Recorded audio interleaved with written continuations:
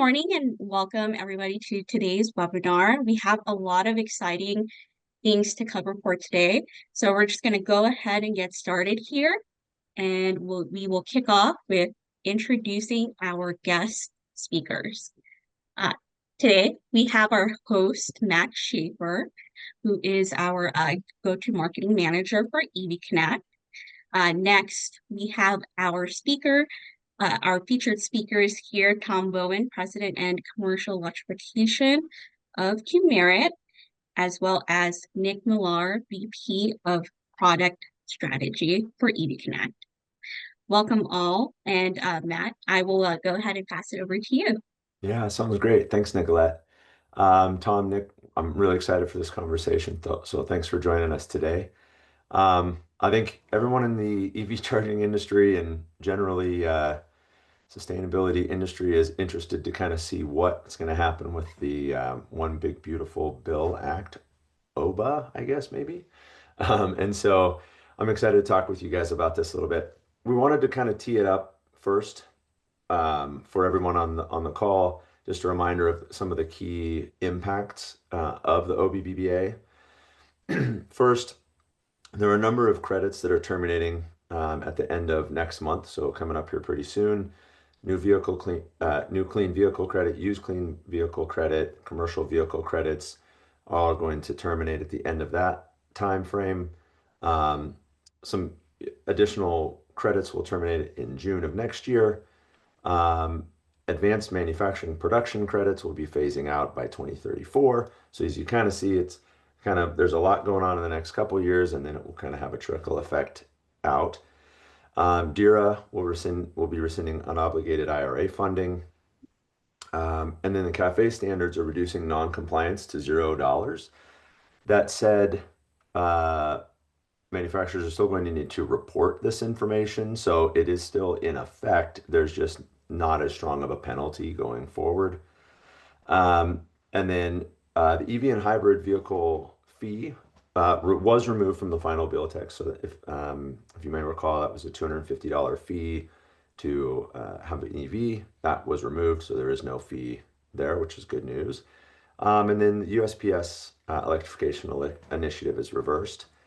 So there's a lot happening here, and I think when this first sort of came out, I think the industry sort of took oh no, okay, this is going to be challenging, and I'm excited to talk with Tom and Nick about what we're really seeing in practice beyond sort of the media headlines and things like that we're seeing from our customers. So if we can go on to the next slide, I want to really briefly cover the NEVI program as well. So if you may recall, that seemed as though that was going to go away, but it appears that as of August 11th, program deployment will be utilizing remaining funding. So there is still money available. Seeking public comment, I think through tomorrow. So that'll close, and then state departments of transportation will have about 30 days to submit their annual NEVI plans. So there is still some appetite for this, and I think that's a good thing. That shows that there is definitely life still in EV charging and EVs as a mode of transportation. And on the next slide, we'll kind of look at what does that actually look like from a trending perspective. And there's 225,000 charging ports in the U.S. Growth in EV sales continues to flourish in the first half of 25, and I think we'll talk a little bit about what that outlet looks like as we get into our main discussion.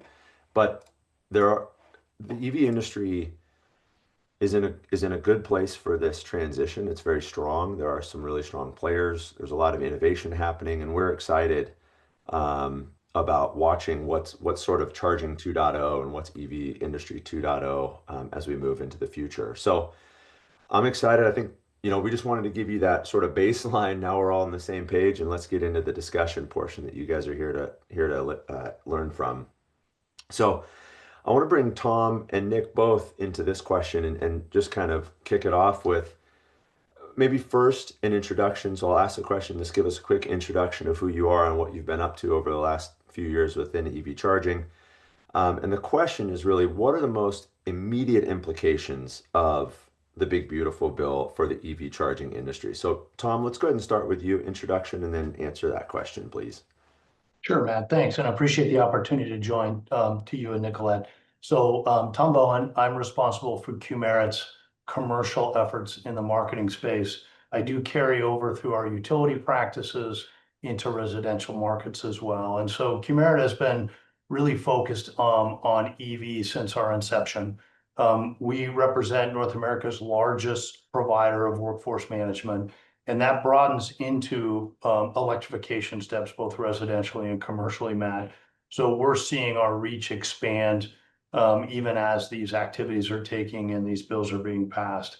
I would say my first thought on immediate reaction is going to be overreaction. And we're seeing that a little bit in the space right now, right? There's the emotions are going back and forth. I think my take on it is just as though the initial inception of the IRA and some of the things that were put in place by the previous administration didn't send EV in particular through the roof. This bill will not drive it down through the floor. I think, and we'll talk a little bit about why that's going to be the case. I do think that there'll be some immediate action. We're seeing at Qmerit, we're seeing immediate purchasing of vehicles, a lot of influx of trying to rush to beat the deadlines as we look at infrastructure. My team does quite a bit of commercial infrastructure in the place, in workplace and in different environments along those lines. And I think there'll be this immediate rush to action. This will create sales increases. We're seeing that. And you'll start to see the states counter, and you're seeing that already. The states will start to counter with ideas, ways to offset the impact, particularly the highest adoption states. And so we're tracking those as well for our customers to make sure that as they see declines in federal incentives, et cetera, and we'll talk a bit about that, they understand what the upside potential is through the states and through the customer buying practices. Yeah, great. Thanks, Tom. That's a really great perspective. And Nick, I'd like to have you do a quick introduction and then again the question, what are the most immediate implications of the Big Beautiful Bill Act? Yeah, hey everyone, Nick Pilar. Thanks a lot for joining us today for this conversation. Really excited to talk about this topic. So yeah, I mean, I think to Tom's point, I think we're going to see a lot of noise over the next 6 months as the implications of this bill start rolling out. I agree there will be overreactions. I think to a certain extent, what we're seeing is anyone who can take advantage of the incentives for their remaining duration are doing that. We've seen really increased level of EV buying so far in Q3. A lot of that's probably being pulled from Q4. So we'll see a really big quarter, probably a small quarter, and there will be media headlines that tell you, everything's going really well in Q3, biggest quarter ever, and then we'll probably see Q4 and they say the sky is falling, right? So we're going to kind of see that, but in the average, we're continuing to see really strong EV adoption. And I think one thing that even before this bill came out, the incentive money wasn't free. There was a lot of strings attached, a lot of different compliance criteria. A lot of people weren't able to take advantage of the incentives anyway, but we're still moving ahead with purchasing of EVs with EV chargers. So we continue to think that there's sort of a strong demand for the EVs and EV charging that will persist because it already was kind of persisting before this, right? There was a study that 4 universities conducted that said that 75% of people who bought EVs and took advantage of the incentives were probably going to make that purchase anyway, right? So it was a nice to have, but not a need to have for the industry to continue to grow. And as Tom mentioned, we're continuing to see programs spring up, right? NEVI's back, and we'll talk a little bit more about that. States are continuing to support the programs they already had in place. And the industry as a whole is getting less expensive, right? We're getting these learning rates. There's been a lot of exciting OEM announcements lately of new platforms coming out that are cheaper. So it's becoming more accessible to a much larger section of the market. And so that's just not going to slow down, right? Ultimately, as we solve that cost problem, we will continue to see the demand for charging increase.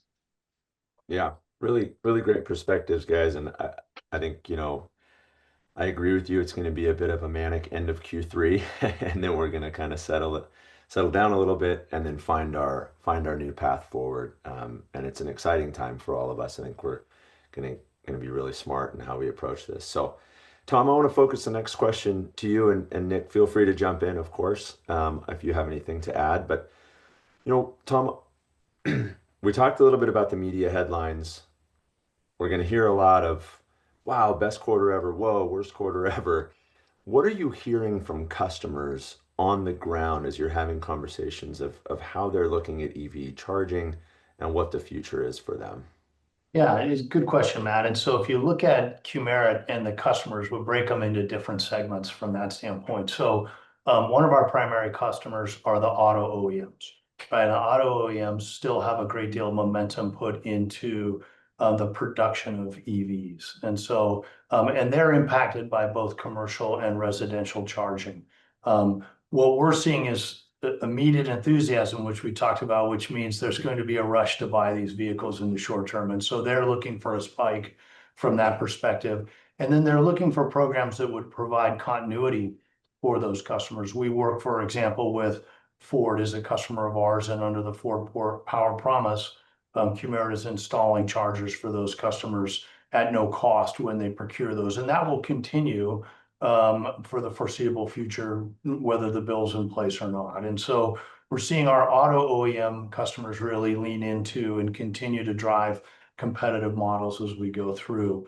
Our partner networks, as we look at, as we support from an installation and a service standpoint, are continuing to expand to meet that need. And so while there is evaluation of what the financial implications of the bill is, we're not seeing those partner networks slow down the advancement. If you're following the news, you're seeing that with partners like Iona, BP Pulse, et cetera, that are opening these opportunities, these public charging networks. We're continuing to see that from a workplace standpoint. We do a lot of work with commercial customers that are looking at implementation, whether it's the hospitality industry, whether it's multifamily, et cetera. Those customers, while astute on what the incentives were, are still looking at meeting a customer need, which is more of their customers looking for charging, expecting charging. If I'm going to rent in this facility, I need to be able to know that I can charge my vehicle, or an amenity for a workplace.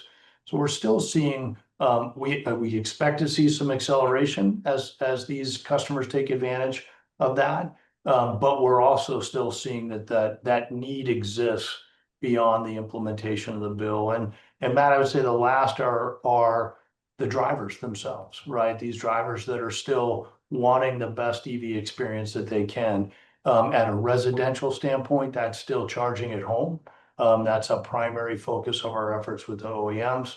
But we're really not seeing a huge decline. As you showed the statistics, EV adoption is continuing to increase. And I think it will, as much because the costs of those vehicles, the variety of those vehicles, the competitiveness is coming down to allow for those drivers to invest.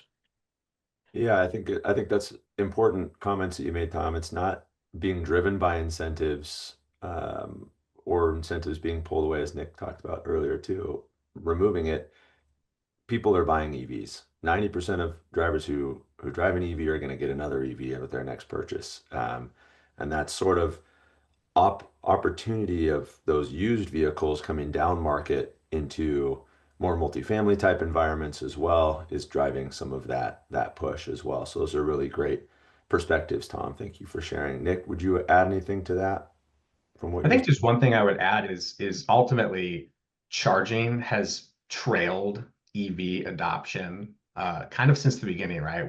We were continuing to see an increase in EV to charger ratio, which ultimately means there's a lot of latent demand out there for charging. So I think customers ultimately are, we're still responding to the last 2 million EVs that got sold, let alone the 1.5 million that are going to get sold this year. So as we play catch up, to a certain extent, I think we and our customers are really shielded from maybe a short-term dip in sales or even a flatlining of sales, because ultimately we're still catching up from 2023 and 2024. So it's still a good time to be growing, and we're seeing increased utilization at stations as proof that the demand is there on the EV charging side.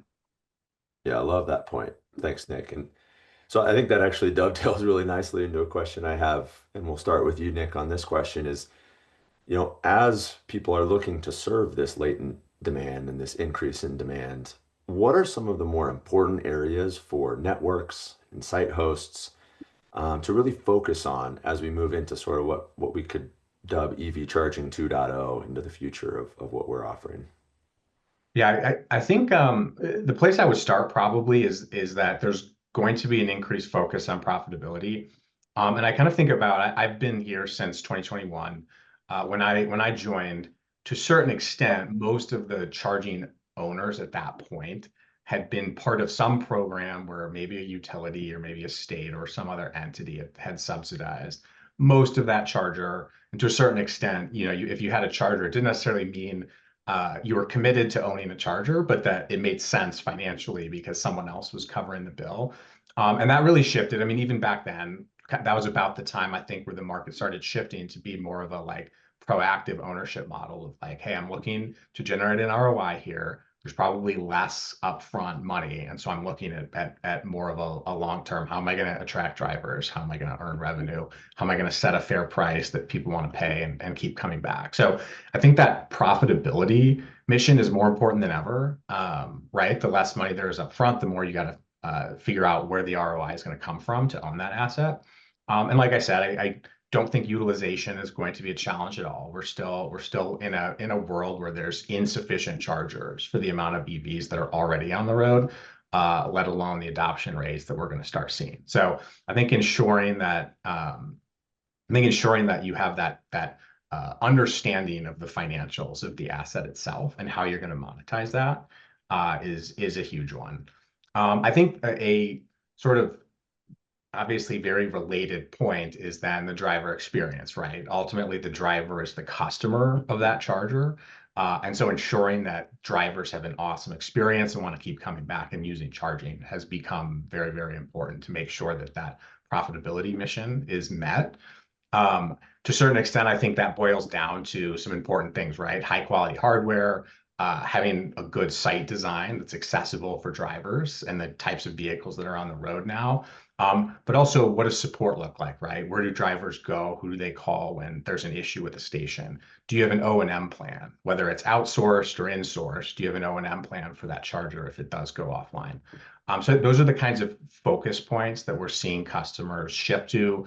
The aspects of our software and our solutions that solve those are getting more and more traction. So I think that profitability is number one, and having a great driver experience to create that profitability is right there with it. Excellent, excellent points. And I have a follow-up question for you on the ROI perspective. But Tom, Nick mentioned the site design, and I'd be really interested to hear kind of how have you seen that evolve over the last couple of years as networks and site hosts have gotten maybe smarter or leaned on your teams more for advice on how to build a really quality designed site? Sure. And I think a lot of it is focused on what Nick pointed out, which is that customer experience. And so you're seeing now charging networks and locations are less about a place to charge, but it's practically an experience in itself as these are expanding. And so it becomes a convenience location for a driver during that period of time, whether it's shopping, whether it's leisure, there's all kinds of ways. If I look at that from a Qmerit perspective, what our role in that, Matt, is it's ensuring that those sites are built, installed safely, properly, so that experience, the first and foremost, the level setting of that table stakes becomes, I was able to charge, the chargers were up and reliable. And so our focus with working with our customers is really on that. Is the installation performed properly?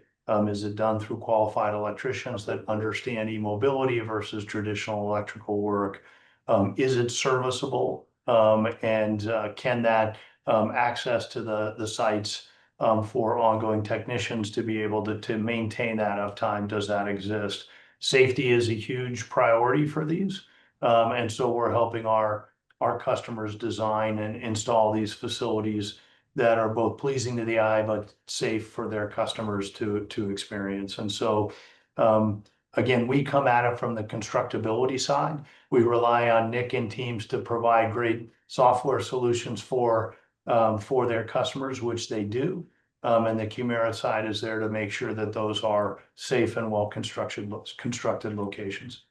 Yeah, I think that's a really good point about the safety too. I want to know when I started first started driving an EV, it was at the mall in the back 40, tucked away, no lights, and Sure. now it's front and center, beautiful chargers, lighting that's done really well.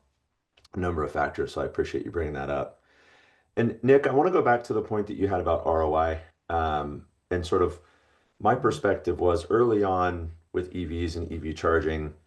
Um, Electricity was sort of given away for free to incent people to buy EVs and to charge at that location.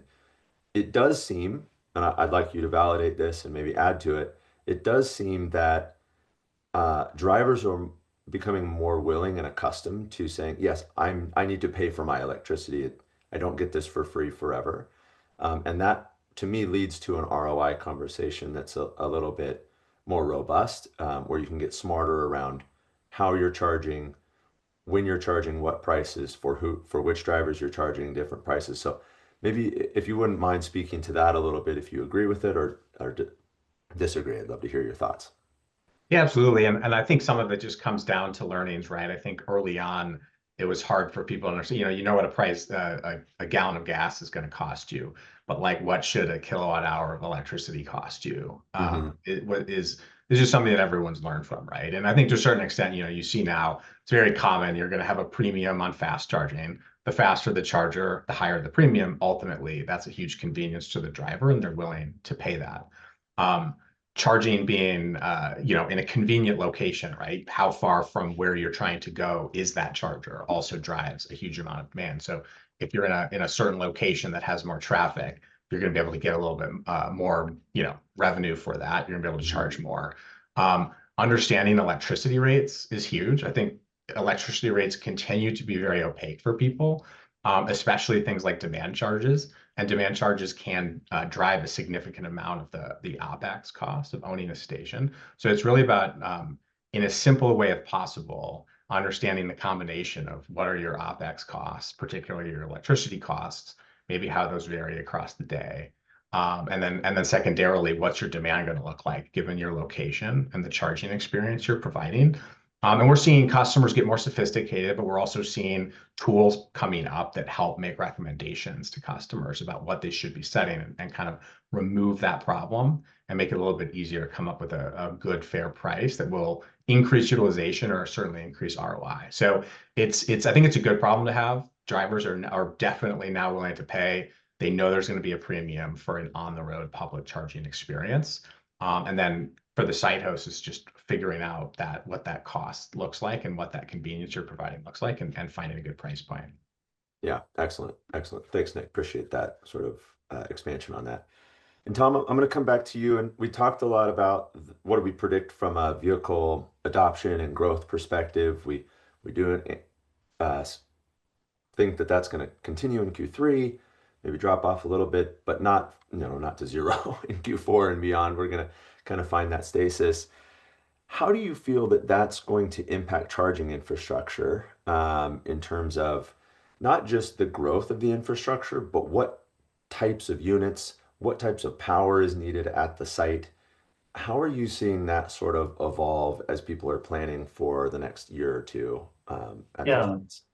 Well, so Matt, we have the luxury of working really with most of the auto OEMs that manufacture EVs on the Qmerit side. And so we have a little bit of a view into the projections and the models, et cetera, that are coming out. I think you're spot on. You're going to see a spike coming because people are looking to take advantage of an incentive that they may see go away. But I also think that the predictions of the demise and the declining sales are really not accurate. Predominantly because at the end of the day, the consumer prevails. And the vehicle experience, the cost, the price points, the competitiveness is continuing to get better. That's being driven by a lot of factors, including global competitiveness, all of those. So we're seeing just a lot of innovation, a lot of these vehicles that are coming to the market that are very close. 5 years ago, an EV was a luxury item. And we don't see that right now. We see that those price points are very comparative. That's driving one of the challenges for the OEMs is that's driving a lot of EV vehicles into things like multifamily housing, et cetera, apartment complex, et cetera. So that changes the dimension for charging from that space because most people would prefer to be able to have charging at home. So we're seeing a lot of investment and interest in that particular market to be able to address that. And that comes directly as a result of continued growth and adoption from an EV standpoint. I think the days of range anxiety to the extent that it was a decision maker, I'm not going to buy because of that, we're starting to see eliminate. I think Nick made a great point, is the EV adoption was outpacing charging, right? But we're seeing a lot of efforts towards that right now, both on the auto OEMs trying to make residential charging more accessible to their customers, and then the adoption of these networks. And you see one virtually every day. There's a headline for another large network provider that's creating this driving experience for their customers. And so I think what it's going to mean is a lot of push for higher output charging. Nick mentioned that as well. And you're going to see more of these stations that are going to allow for very rapid, more investment. That means greater utility infrastructure. That means more planning for those type of sites in those locations.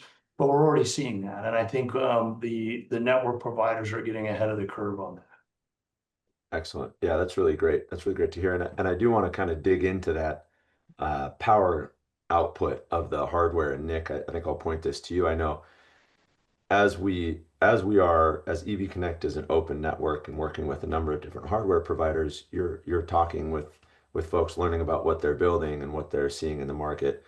I'd love to kind of hear from you, where are hardware manufacturers going as it pertains to the output they're building, management consoles they're building. I'd love to just kind of hear from you, and then how does that play into what Tom's talking about in terms of the site design and how you actually bring power to the site in that way. Yeah, and I think we're seeing a little bit of maybe a growing, we're growing towards more of a standardized approach around sizing. I think, 48 amp and 80 amp on the level 2 side is pretty standard now. You still got a lot of 32s and 40s, but most 48s can be derated. And so there's a lot of flexibility there. There's an increasing amount of load management capabilities that can be shared across multiple chargers. So that does seem to be that everyone kind of is fitting into those slots now, and the price premiums are they're narrow enough that does seem to be common.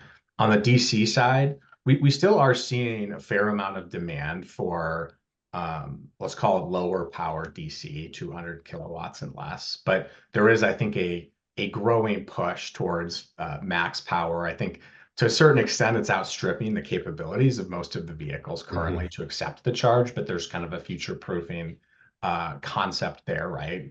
The cars of the future will be charging a lot faster than the cars of today, and you don't have to replace chargers to accommodate that. So, 350, 400 kW per charger with some amount of splitting between the two is very common. We're seeing more and more options to do kind of a distributed setup where you have like a central power cabinet with 6, 8, 10, 12 connectors. That's nice because if you have 1 or 2 connectors down, you don't necessarily have to be on site that day to ensure that drivers aren't stranded. So we're starting to see increasing size per site for sure. That's one of the most dominant things, I think, is people are realizing that 2 or 4 chargers at a site's probably not going to cut it anymore, given the amount of vehicles that are on the road. And one more point I just wanted to make just about the overall adoption. I think another thing is that we're really starting to see a healthy used EV market that didn't really exist before because obviously there weren't enough new EVs for anyone to sell. But now we are really seeing, I think, we're getting close to 1 million used EVs sold a year on an annual rate. That really brings in a whole new set of buyers, right? A lot of people don't want to buy new cars, but now that they're used EVs, a lot of them, this will be their first EV and they'll get their experience that way. And you can find a ton of really awesome EVs for sub 30, a lot for sub 20. So it really expands the number of people that I think will be getting their first EV in the next couple of years, and should also just continue to drive the need for more and more public charging, for workplace charging, for multifamily, for all the different segments where those people are. Hey, Yeah. Nick, you made a great point going back on the chargers. As we've seen all this innovation with the vehicles, there's also great advancements in the chargers and the hardware that we're seeing through our hardware partners. And I think the one I double down on is you look at those larger implementations, the design of these systems that are creating ease, not only ease of use for the customers, but better installation and more efficient installation and service for those chargers, which is really where we lean in. And as you described, the days of just one big giant charger next to another big giant charger, et cetera, are really going to much more streamlined designs. We've learned so much from the consumers and feedback on what's good and bad about a charger, how to use those. And so we're just seeing tremendous advancements along those lines. Yeah, great add, Tom. Thank you. There is a question that came in, and I think, Nick, I'd like to point this to you. The question is, with so many hardware manufacturers lately, how are they responding to BABA? So I think that's the Build America, Buy America requirements with charging legislation. Is there going to be more reductions in options or more options in the future? Shake your crystal ball and tell us what's going to happen, Nick. Yeah, it's a great question. It's a great question, right? It is, yeah. We work very closely with a lot of different OEMs, and that is an evolving list. I think it's an astute point that there have been some exits in the last couple of years. There have also been some new entrants. I think in particular, we're seeing more European manufacturers come take a crack at the US market. I think it's finally at a market size where that makes sense for them. On the DC side, we really are seeing a very healthy number of manufacturing facilities be set up here. A lot of that stuff was already built out and in place before this bill came out. So once the line's set up and ready to go, that's going to keep operating, right? They're not going to shut that down. So I think from that perspective, yes, we'll continue to see those folks operate. The crystal ball part's hard, but I will say it does feel like there's fewer new entrants than, say, when I was started here in 2021. It does seem to be like there's folks who are making it their core mission. And there's less of kind of the new startup charging in the ecosystem. But that said, there's always room for new interesting ideas, new concepts, different ways of going to market. And like not everyone's arriving at the same solution yet. I don't think it's a commoditized market yet. So I do expect people to continue to find new ways to innovate on what an EV charger is. And obviously we're keeping our eye on how that unfolds, and we'll kind of see. But yeah, I think we will continue to see a little bit of churn as all of this stuff kind of shakes out in the market. I think history tends to be a better indicator than a crystal ball, right? And so if you look at almost any growth market or initiative that you've seen, there tends to be broad expansion and then potential consolidation. And I think that's what we're seeing right now, particularly in the hardware space. But that creates some stability for the existing hardware providers as they expand. And so we continue to see innovation in that space, Matt. And so while there will be some consolidation, we do think it will provide some stability for those hardware providers that are still in the market. Excellent. Thanks, guys. Appreciate you taking that question, and thank you for whoever asked it. Please, as we're going through this, put your questions in, and we'll, like we just did there, try to answer them live if we can. So Nick, I want to go back to you. We've talked a lot about the U.S. market. Obviously, that's a good portion of probably the audience here is considering that. But really, it's impossible to not look at this industry on a global scale as we look at innovations in Europe and China and other countries and continents. So how does the continued EV growth across the globe really drive innovation and adoption and the ability of the industry in the US to grow? What are you kind of keeping a pulse on from that perspective? Yeah, and I don't think it's a secret that global EV adoption is maybe 2x what's happening right now in the Right. US. China and Europe are kind of leading the way in that. There's some markets, right? I think Norway is over 90% of new vehicles sold are EV. So there are places that are outstripping us right now.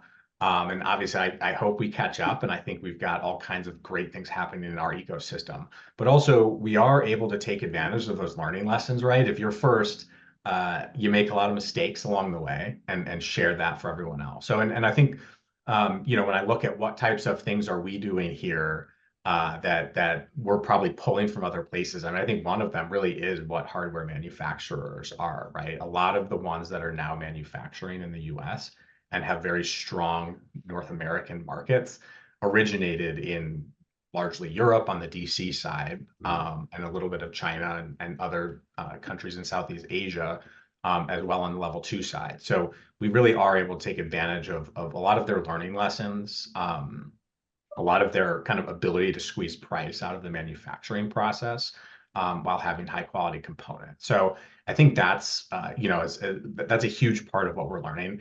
I also do think there's very different things about the way we go about doing our EV charging, though, right? I think one great example, I was lucky enough to be in Europe recently, and the level 2 charging is a bring your own cable.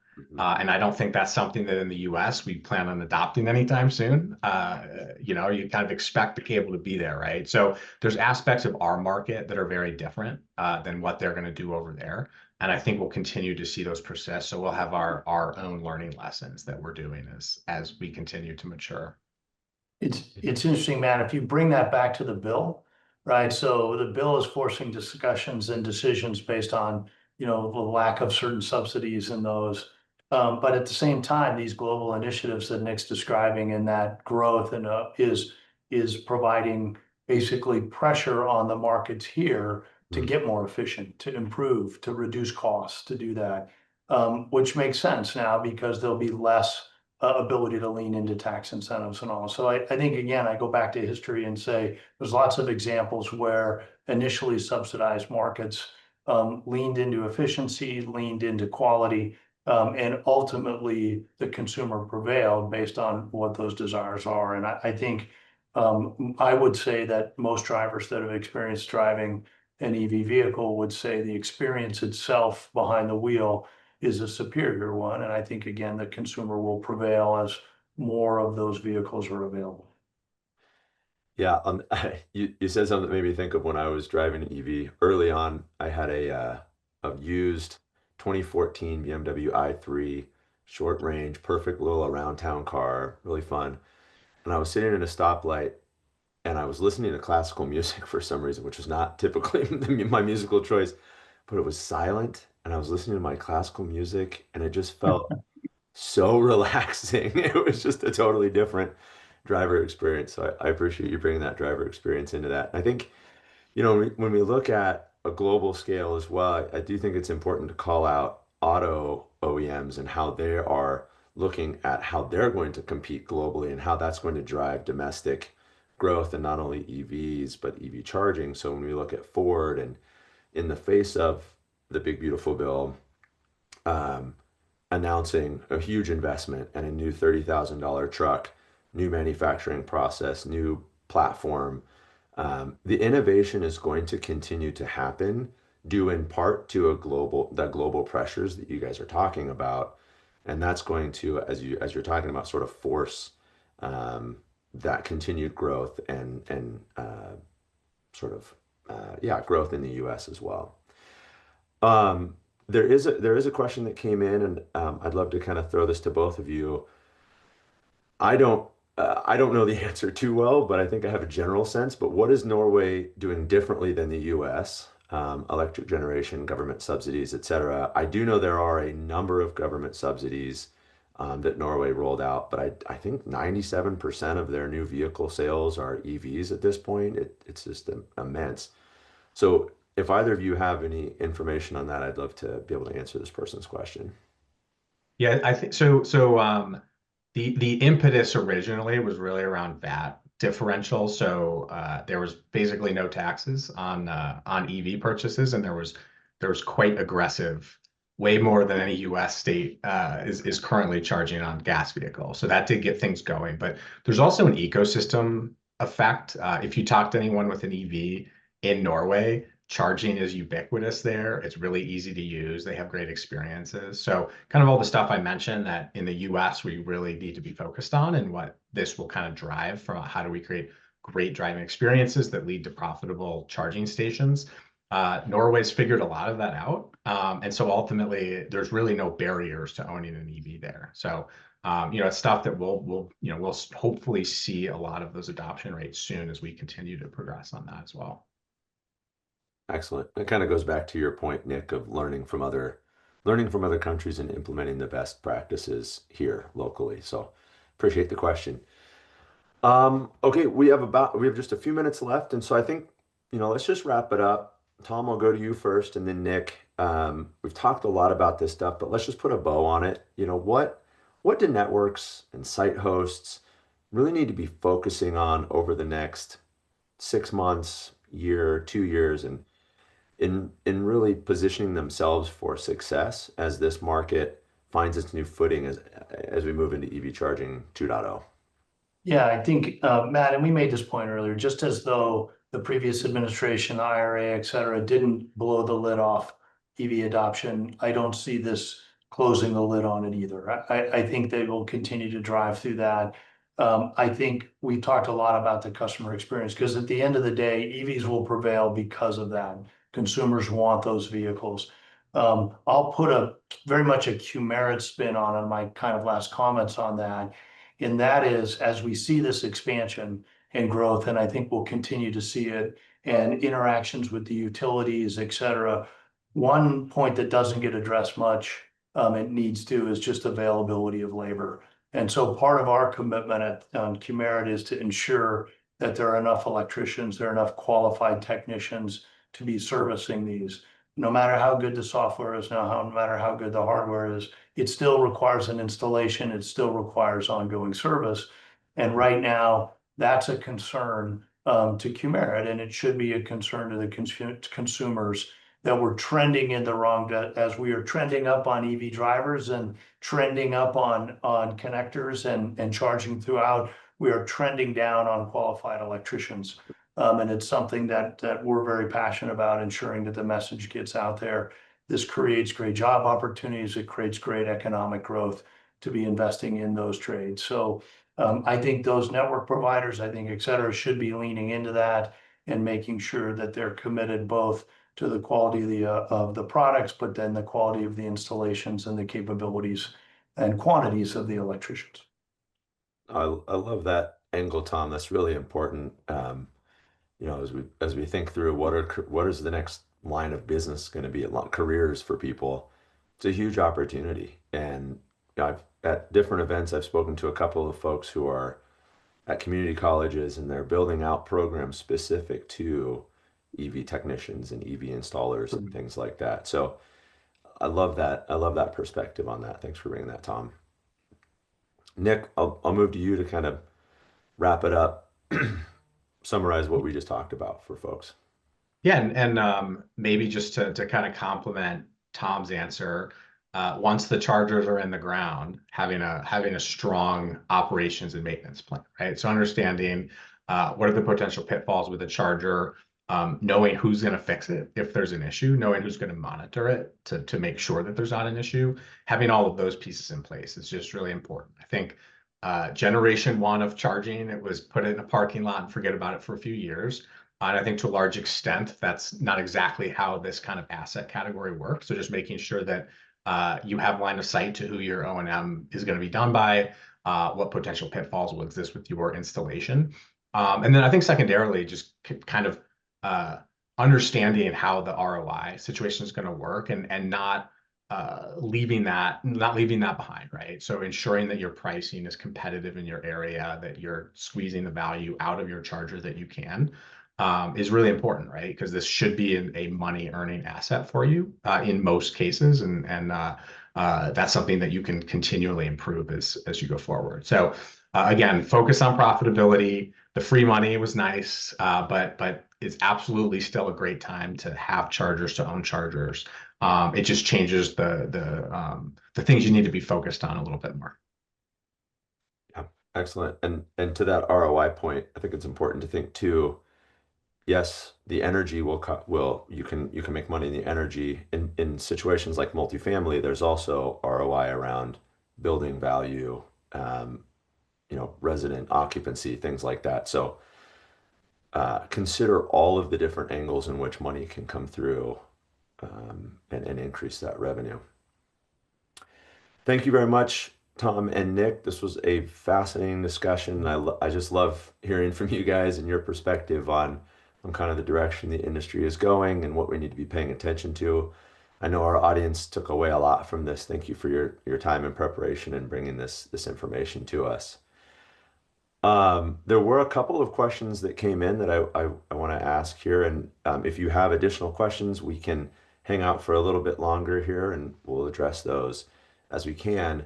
And I think this is an interesting one. We've talked a little bit about it, but how can businesses scale EV charging infrastructure? And we've talked a little bit about, the new chargers that are coming onto the market, the different power needs. But Tom, maybe I'll point this to you. And how are you seeing some of the legacy partners that you have and customers that you have planning for that future in terms of working with utilities, working with sites to really build out a best in class? Because as Nick said, it's not just put the charger in and hope that somebody charges there now. It's build the best experience.